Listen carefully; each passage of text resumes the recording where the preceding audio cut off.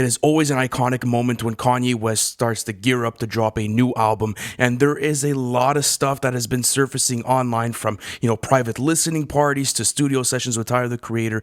The list goes on, and guys, we are going to be going through everything we know about this new Kanye West album. So guys, leave your expectations for this new Kanye West album in the comment sections because, man, that's what we're going to be talking about today. It's exciting to, finally get this rollout starting, and fuck it, man, we're getting new Kanye music Yeah, soon. and if you guys are new here, we're going to be covering everything from this Kanye rollout and, of course, the album review when it finally drops.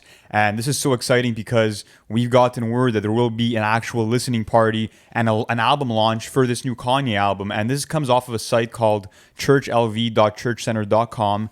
And if you go into the actual description of it, in the details, you see that Kanye West is hosting a private album launch party with Church LV family and friends, and this is going to be on July 18th, 2021. Doors open at 5:30, and the show starts at 6:30 and ends at 8 p.m., so about an hour and a half. So maybe that's going to be the album length, I'm not sure, but this is huge news because every time that he's done a listening party, the albums come not so long after. So absolutely, how soon do you think this thing's coming, and are you excited? Well, I had already started getting ideas that this thing was probably going to drop with Consequences Instagram post this week, and that at the time of this recording, we have limited information, so we're going to keep you guys updated when we get more information about the album through posts and other stuff. But seeing that he was working with different people and seeing that the mask was reoccurring, and he started doing his whole public rollout as he usually does, I'm like, okay, he's definitely gearing up to drop something. And then kind of makes perfect sense because he was also featured on Pop Smoke's second posthumous album that dropped a couple of days ago. So I'm like, okay,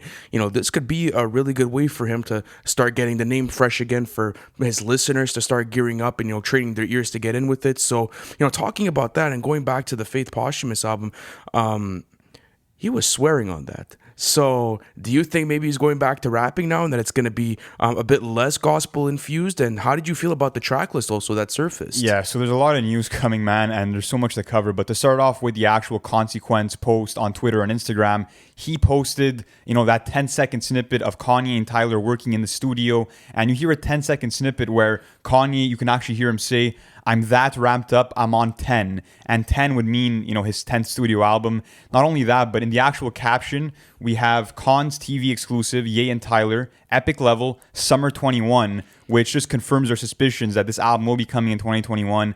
And the fact that, Tyler will be probably on the album is super exciting. I feel like that moment, on July 16th was, Kanye showing the finished album to Tyler. And it's exciting because, their collaborations on songs like Smuckers and Puppet are phenomenal. And we've never heard Tyler on a Kanye album, so this is new.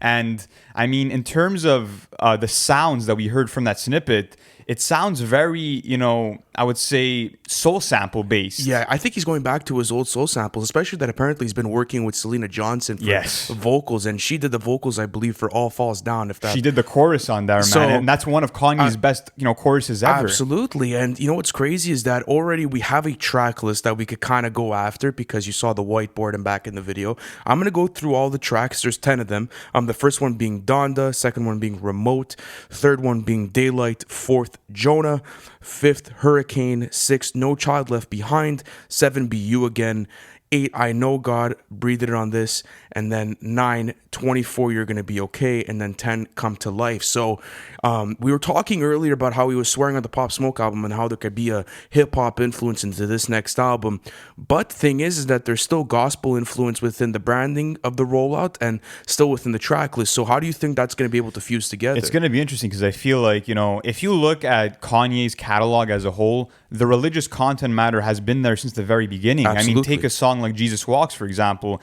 and it's crazy how if you look at, his first album and his most recent album, that kind of messaging of religious content matter has always been there. We're seeing with this rollout with the masks that, there's that Jesus imagery on the masks. And of course, I mean, with the Sunday service and everything else that's been going on, we know that he's still, in that religious zone. And I feel like with this track list, I mean, I think he's going to approach, that sort of content matter amongst other things. I think that, with this album, he's going to have an agenda, maybe to enforce, I would say, religion more into, school curriculums, and maybe just push it further into society. And he's going to do it with a sound that is reminiscent of his earlier work. Maybe he's going to bring back that chipmunk soul sample sound that, he kind of innovated on The College Dropout.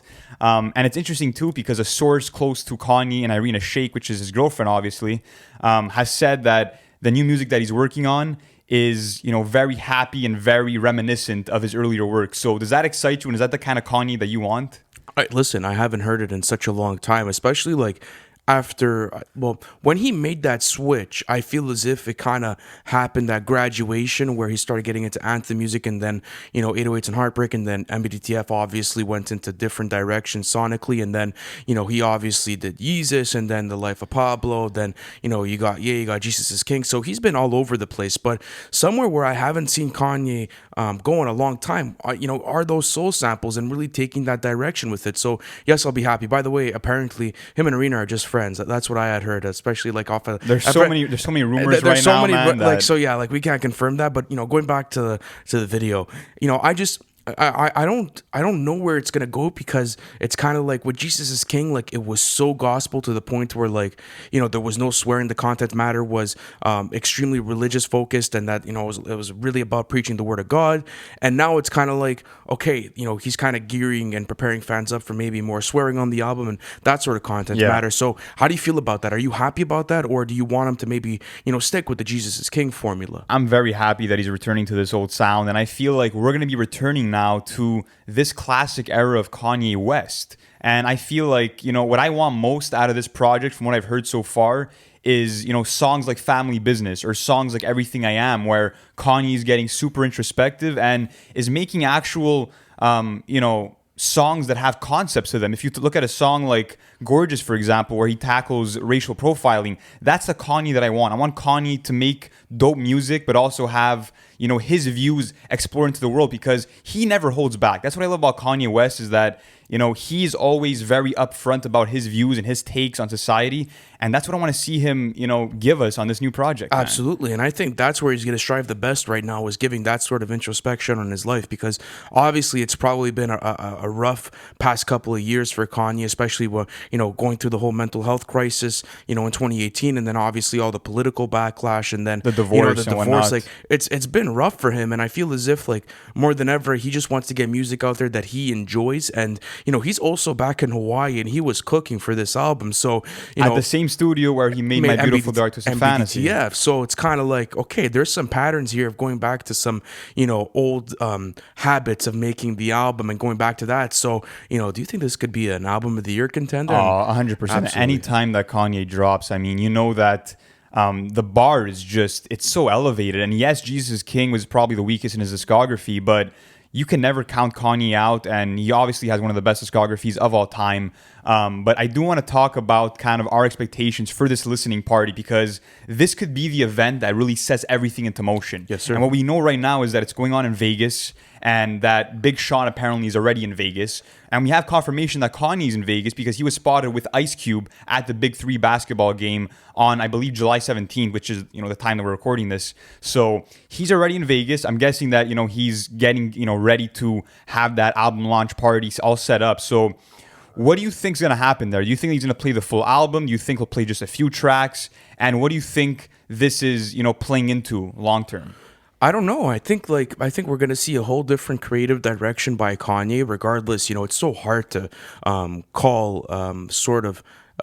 How could I say it? It's like make speculation calls about Kanye's future music, because he always goes into somewhere completely different with each one of his drops. But based on what we've been hearing, especially maybe with the snippet of the Lauryn Hill sample where he was on the boat, I think that was called Believe What I Say. So there's a lot of different things going around, but it's sort of pushing towards, okay, he's trying to bring back this old Kanye aesthetic with different content matter where he could update us about his life. And honestly, like, I like what you were saying about Gorgeous and Family Business, about getting into that sort of introspective mode.